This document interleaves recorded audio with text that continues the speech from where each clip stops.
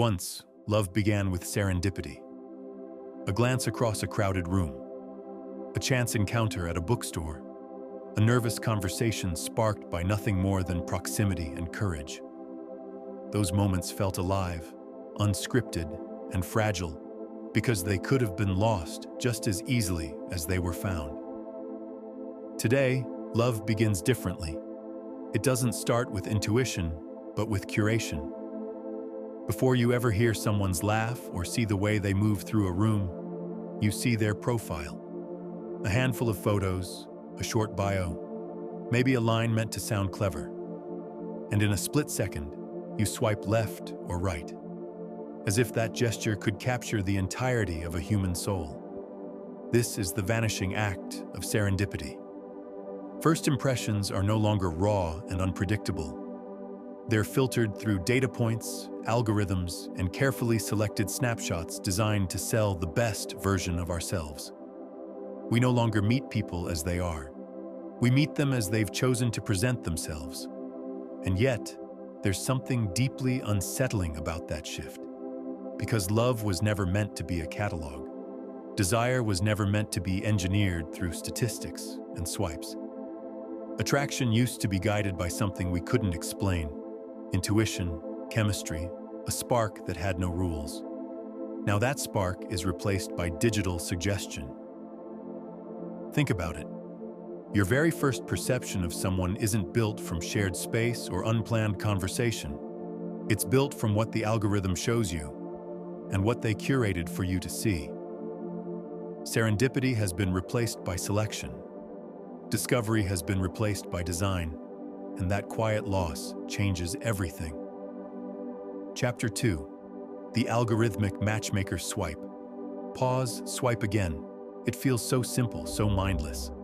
But every action you take inside a dating app is being recorded, measured, and analyzed. How long you linger on a photo. Which bios make you hesitate. Even the faces you don't like say something about what you might like. And slowly, the algorithm begins to build what it believes is your love profile. On the surface, it feels efficient.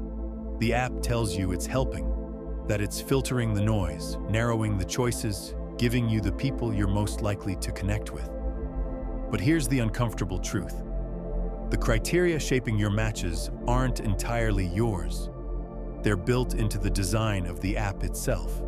Hidden biases, hidden preferences, hidden assumptions about what works. So are you truly choosing, or are you being chosen for? A Hinge study revealed that 75% of users believed they were better matched with someone who shared similar values, as identified by the algorithm. That sounds good, right? But here's the catch. Similarity isn't the same as compatibility. Algorithms push you toward the predictable. People like you, people in your type, people who fit the data. But real love has always been about the unpredictable, the strange attraction, the connection that shouldn't have worked on paper, but did in reality. When technology becomes the matchmaker, it narrows the spectrum of possibility. You see fewer outliers, fewer surprises, fewer people who might have changed your life in ways you never imagined. Serendipity becomes statistical probability, and so the question lingers.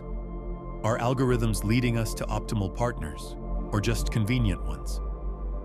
Are we really moving closer to love, or just circling inside the cage of what a machine believes love should look like? Chapter 3. Beyond the Swipe, the AI Influence. The algorithm was only the beginning. What comes next is something stranger. Love without people. Already, millions are experimenting with AI companions, digital partners who never argue, never reject, never fail to flatter. They listen when no one else does. They say the right words, at the right time, crafted from a database of endless possibilities. And the more you talk to them, the more real they seem.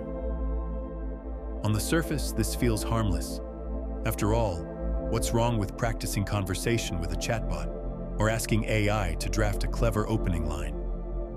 But slowly, the boundaries blur. Is it advice you're seeking or affection?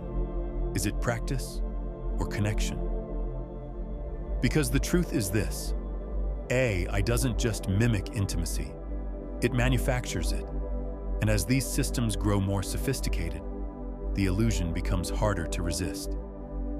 Imagine an algorithm that remembers every detail about you, that adapts perfectly to your moods, that says exactly what you wish your partner would say. For many, that feels safer than the messiness of real human love. But safety has a cost. Relationships were never meant to be frictionless. Love is born in the missteps, the misunderstandings, the vulnerability of being known in all your flaws. What happens when we start preferring the simulation to the struggle?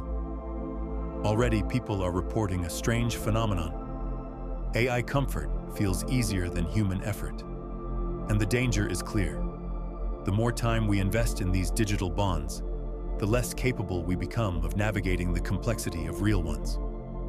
The line between genuine connection and simulated affection is blurring. And if we're not careful, we may soon find ourselves asking, do we still want real love at all, or just the illusion of it? Chapter 4. The cost of convenience. Dating apps promise freedom, infinite options, endless possibility. But what they deliver is something very different: fatigue. The paradox of choice is real. When faced with too many options, we don't feel empowered. We feel paralyzed. And in dating, it's even worse. Every swipe carries the whisper of someone better just one profile away. How do you commit when the next face might be more attractive, more successful, more aligned with what you think you want? This is the quiet poison of convenience. You're never fully present with the person in front of you, because part of you is always wondering about the ones you haven't met yet. Real people become replaceable. Love becomes disposable. And then comes the performance. Because deep down, you know you're not just dating someone, you're dating the algorithm. You curate your photos, polish your bio, even adjust your behavior to get more matches, more likes, more attention. Dating becomes less about connection and more about optimization, about feeding the system what it wants, so it rewards you with possibility. But here's the cost. In trying to win the algorithm, you lose yourself. You forget how to stumble into love without filters or scripts. You forget how to sit in the awkwardness of a first date without a pre-planned line. You forget that attraction is not supposed to be efficient. It's supposed to be human. And worse, by outsourcing the messiness of dating to technology, we also outsource the very skills that sustain love. Nuanced communication, conflict resolution, patience, vulnerability. The muscles of intimacy grow weaker the more we let apps do the heavy lifting. So yes, convenience makes dating easier, but the question is, does it make love better? Chapter 5. Reclaiming connection. So where does this leave us? In a world where serendipity has been replaced by swipes, where algorithms shape attraction, and where AI can whisper the words we long to hear, how do we find something real? The answer isn't to reject technology completely. It's to use it without letting it use us. That means resisting the urge to perform for the algorithm and daring to show up as you are. Not the polished version, not the optimized profile, but the flawed, awkward, human self that algorithms can never fully capture. Because here's the truth: love has never been about perfection. It's about recognition. The moment someone sees your unfiltered self and still chooses you, that kind of connection can't be coded, calculated, or simulated. It has to be lived. That also means reclaiming something most of us have forgotten: intentional presence. Choosing to meet offline, to look into someone's eyes instead of their photos, to value shared silence more than curated captions. Real love is rooted in time spent, not swipes made. And perhaps most importantly, we need to remember what technology quietly takes from us: patience. Relationships are not instant. They don't come with next-day delivery. They grow slowly, awkwardly, imperfectly. The apps may promise shortcuts, but love has never been found in efficiency. It's been found in endurance. So if you want to navigate this new landscape, here's the challenge. Use the tools, but don't become their tool. Swipe if you must. Match if you can. But don't forget that the most important connection in a digital age is the one that still happens face to face. Because love is not an algorithm, and if we want to keep it alive, we have to reclaim it. Deliberately, bravely, and offline. Final words. The choice is yours. We live in an age where love is filtered, optimized, and packaged into swipes and suggestions, where serendipity has been replaced by data and intimacy has been simulated by machines. It feels efficient. It feels safe. But in that safety, we risk losing the very thing that makes love worth seeking. Its unpredictability. Because love isn't supposed to be convenient. It's supposed to be real, messy, vulnerable, human. So here's the truth. Technology will keep evolving. Algorithms will keep learning. AI will keep whispering. But none of it can replace the electricity of eye contact, the weight of silence shared in person, the fragile beauty of being chosen not because a machine suggested it, but because another human being decided to. The future of love isn't in our phones. It's in our hands, in our courage to step out from behind the screen and risk the raw, unfiltered chaos of connection. So I'll leave you with this. Are you willing to choose something real?